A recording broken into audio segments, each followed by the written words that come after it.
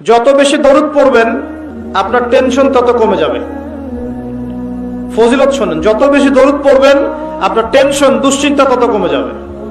যত বেশি দরুদ পড়বেন আল্লাহ তত রহম করবে আপনাকে, আপনার গুনাহ তত মাফ হবে, আপনার নেকির পাল্লা তত ভারী হবে এবং মুহাম্মদ সাল্লাল্লাহু আলাইহি ওয়াসাল্লামের সুন্নতের উপর আমল করা আপনার জন্য সহজ হবে।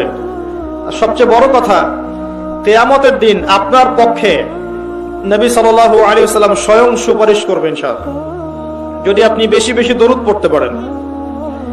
কমপক্ষে সকালে 10 বার এবং সন্ধ্যায় 10 বার পড়বেন আল্লাহুম্মা সাল্লি ওয়া সাল্লিম আলা নবিয়িনা মুহাম্মদ। আমি 3টা দরুদ পড়তে উৎসাহিত করি।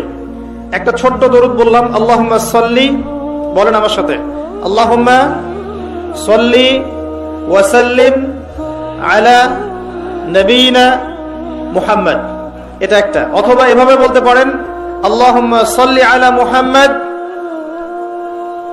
ওয়া সাল্লিম, আল্লাহুম্মা সাল্লি আলা মুহাম্মদ ওয়া সাল্লিম। অথবা যেটা আমরা পড়ি, আল্লাহুম্মা সাল্লি আলা মুহাম্মদ ওয়া আলা আলি মুহাম্মদ কামা সাল্লাইতা আলা ইব্রাহিম ওয়া আলা আলি ইব্রাহিম ইন্নাকা হামিদুম মাজিদ।